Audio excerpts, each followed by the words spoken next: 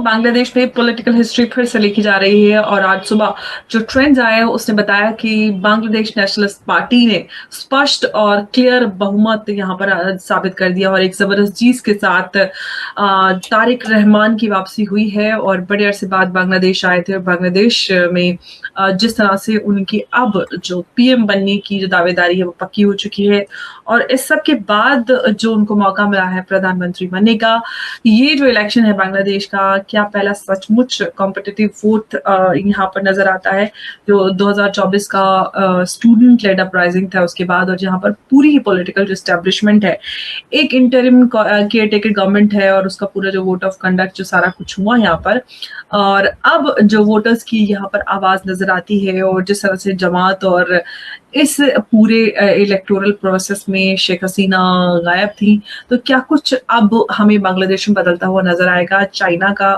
क्या चाइना की दाल अब बांग्लादेश में गलेगी? भारत और बांग्लादेश के संबंधों पर क्या असर नजर आएगा? और पूरे ही अगर हम अपने इस कॉन्टिनेंट की बात करें तो क्या कुछ यहाँ पर बदलता हुआ नजर आएगा? इससे कोई फर्क नहीं पड़ता, 2, 3, 4, 5 सीटें पोस्टपोन हो, एब्सोल्यूट मेजोरिटी के साथ तारिक रहमान जीत गए। बांग्लादेश के अगले प्रधानमंत्री ये बनने वाले हैं। अब यहां पे बीएनपी लेड अलायंस सिक्योर्ड ये 212 सीट इन्होंने जीती हैं। बांग्लादेश जमाते इस्लामी 77 सीट्स। ये मैं आपको बताता हूं, इसमें 2-3 लोग बन गए बेवकूफ, बहुत ज्यादा बेवकूफ बन गए हैं। और कैसे इनको बेवकूफ देखिए, आप में कितना भी जोश हो, कितना भी जज्बा हो, जो पुराने टाइम के पॉलिटिशियंस है ना, जो घाघ हैं, वो ऐसे घुमाते हैं इन सबको। और ये लोग जो सोचते हैं बांग्लादेश के स्टूडेंट्स कि भाई बहुत बड़ी क्रांति ला रहे हैं देश में, कोई क्रांति नहीं, आप लोगों का इस्तेमाल हो गया। ये बात मैंने बहुत पहले बोली थी, इनका इस्तेमाल हो गया और जो पुराने घाघ थे, पुराने पॉलिटिशियंस थे, उनका इस्तेमाल हुआ। ये देखिए साहब, बांग्लादेश जमाते इस्लामी 77, Islami Andolan Bangladesh 1 seat, independent captured 7 seats. यहां पे देखिए साहब, ये हमने लिया है न्यूयॉर्क टाइम्स से।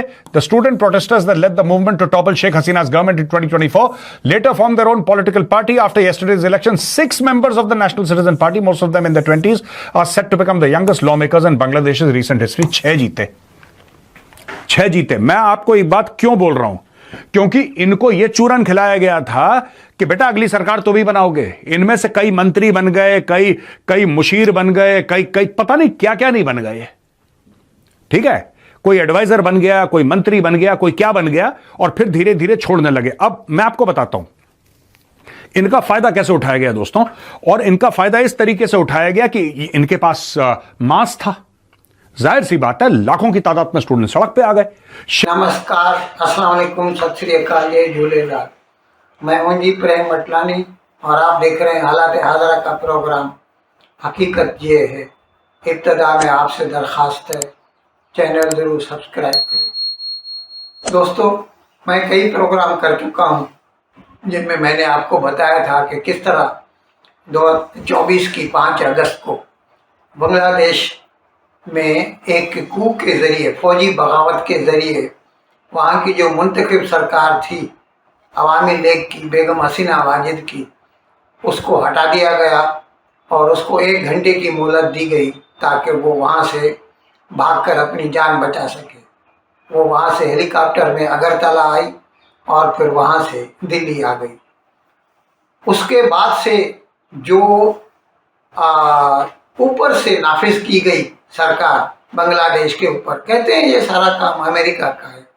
मोहम्मद यूनुस जो कि नोबेल लॉरेट है, वो तो फ्रांस में रहता था, पेरिस में, उसको वहाँ से बुलवा कर बांग्लादेश का भले उसको नाम दिया गया चीफ एडवाइज़र, लेकिन practically he was prime minister of Bangladesh for this intermediate period. और जो मिनिस्टर अपॉइंट किए गए उनको भी ऐसा एडवाइज़र फॉर फॉरेन अफेयर्स वगैरह ऐसे नाम दिए गए। खैर, उसने जो पॉलिसी रवा रखी वो हिंदू दुश्मनी और हिंदुस्तान दुश्मनी पर मुबनी थी, और जिसकी वजह से बांग्लादेश की मईशत को उसने कंप्लीटली अपसाइड डाउन कर दिया। जो कि पूरी दुनिया में रेडीमेड गारमेंट्स में बांग्लादेश दूसरे नंबर पर था और 80 to 85% उसका जो एक्सपोर्ट है वो रेडीमेड गारमेंट था, उसको बर्बाद करके रख दिया। ये सिर्फ इस वजह से कि वो पहले अपने आप को मुसलमान समझते कि वो पहले अपने आप को मुसलमान समझते और बाद में बांग्लादेशी, इसीलिए हिंदू दुश्मनी और हिंदुस्तान दुश्मनी पर उनकी पॉलिसी मुबनी थी और उसकी वजह से उन्होंने अपनी मईशत को बर्बाद करके रख दिया। लेकिन क्योंकि उसने वादा किया था और ऊपर से तो खैर मिलिट्री का भी जोर था उसके ऊपर, तो बार आखिर उसे इलेक्शन करवाने पड़े। इस महीने की 12 तारीख को वहाँ पर इलेक्शन हुए और 299 मेंबर्स की जो असेंबली है, जातीय संसद बोलते हैं, पार्लियामेंट, एक ही हाउस होता है वहाँ पर, उसमें से 211 सीटें बीएनपी जीत सकी, बांग्लादेश नेशनलिस्ट पार्टी। ये जनरल ज़ियाउर रहमान की पार्टी थी। एक वक्त में जनरल ज़ियाउर रहमान भी कू के ज़रिए पावर में आया था। फिर उसके बाद उसकी बेगम आई, बेगम खालिदा ज़िया, जो कि 2 टर्म तक बांग्लादेश की वज़ीर-ए-आज़म रही। और वो वक्त ऐसा था कि एक टर्म अवामी लीग जीतती थी, यानी बेगम हसीना वाजिद वज़ीर-ए-आज़म बनती थी, तो एक टर्म बेगम खालिदा ज़िया। तो वहाँ पर कहते ही ऐसा थे कि ये तो बेगमात की सरकार है। खैर, लेकिन पिछले 2 टर्म जो हैं इसमें बीएनपी ने हिस्सा लेना ही छोड़ दिया। कहते थे कि ये इलेक्शन जो है ये फेयर नहीं है, मतलब सही नहीं है, इसीलिए हम इसमें हिस्सा नहीं लेंगे। तो 3 टर्म से लगातार बेगम हसीना वाजिद जीतती आ रही थी।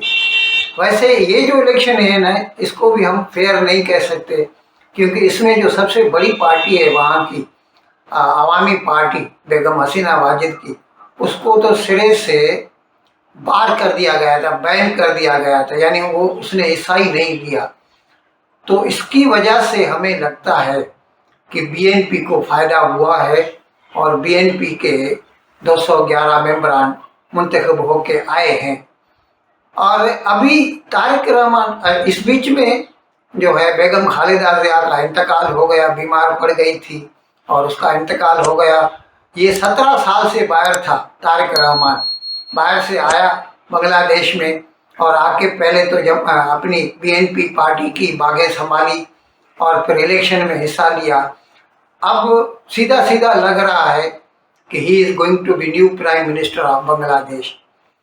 अब कुछ लोग तो ऐसा भी कहते हैं, क्योंकि हिंदुओं के ऊपर बहुत मजालिम किए जो इंटरवीनिंग गवर्नमेंट थी मोहम्मद यूनुस की, इसकी वजह से हिंदुओं ने वहाँ पर, मेरे ख्याल में 2 करोड़ के करीब हिंदू रहते हैं वहाँ इस वक्त भी, तो उन्होंने जो है बीएनपी को सपोर्ट किया, क्योंकि वो डरते थे कि अगर जमायत इस्लामी पावर में आ गई तो उनके लिए हालात बहुत ख़राब हो जाएंगे, क्योंकि ये 1.5-2 साल तो लिटरली जमायत इस्लामी की सरकार थी और जिसकी वजह से आए दिन हिंदुओं का कत्लेआम होता रहता, हिंदुओं की मिल्कियत को जला दिया जाता।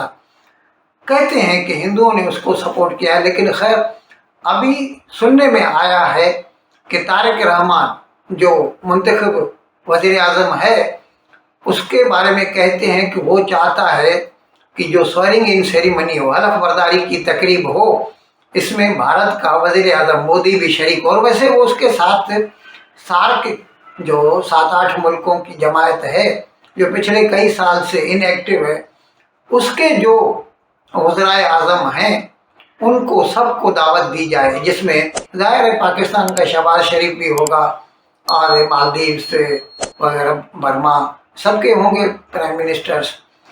अभी देखें, कहते हैं कि सबको दावत देगा और मोदी को भी दावत देगा।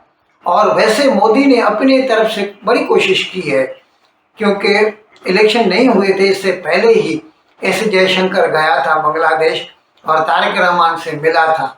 और अभी जब इलेक्शन हुए और देखा कि तारिक रहमान की पार्टी जीत रही है, तो मोदी ने खुद फ़ोन करके तारिक रहमान को मुबारकबाद दी। तो हमें लगता है कि मोदी चाहेगा कि किसी भी तरह से हमारे ताल्लुकात फिर से जुड़ जाएं, क्योंकि मोहम्मद यूनुस की सरकार ने हिंदू दुश्मनी और हिंदुस्तान दुश्मनी में अंधा होकर ऐसे ऐसे फैसले लिए जिससे भारत को तो खैर थोड़ा बहुत नुकसान हुआ, लेकिन बहुत नुकसान तो बांग्लादेश का हुआ। बांग्लादेश की जो रेडीमेड गारमेंट्स की जो इंडस्ट्री है बर्बाद होके रह गई। 85% तो उनका रेडीमेड गारमेंट्स का जो एक्सपोर्ट है उसको बर्बाद करके रख दिया। भारत से धागा नहीं लेना, भारत से बिजली नहीं लेना, भारत से पेट्रोल नहीं लेना। खैर अभी देखें, लगता तो ऐसा है कि ये जो नई सरकार होगी, कम से कम अगर दोस्ती नहीं करेगी जितना हसीना वाजिद की सरकार करती थी भारत के साथ, भले ही दोस्ती न भी करे, कम से कम मोहम्मद यूनुस या जमात इस्लामी की तरह भारत से दुश्मनी नहीं करेगी। But at least we are keeping our fingers crossed and hope for the best. देखिए, दो बातें हैं। एक तो बांग्लादेश के अंदर एक नया चैप्टर खुल चुका है जिसमें पहली बार एक जनरेशनल शिफ्ट हुआ है after they got independence in 1971। और अब वहां पर तारिक रहमान बांग्लादेश के नए प्रधानमंत्री बनने जा रहे हैं। बीएनपी पार्टी को 212 सीट मिली है 299 के अंदर, और उनके ऑपोजिशन में है वो जमात पार्टी जो जिनके साथ उनका हमेशा अलायंस होता था, तो उनको मिली है 77 सीट्स।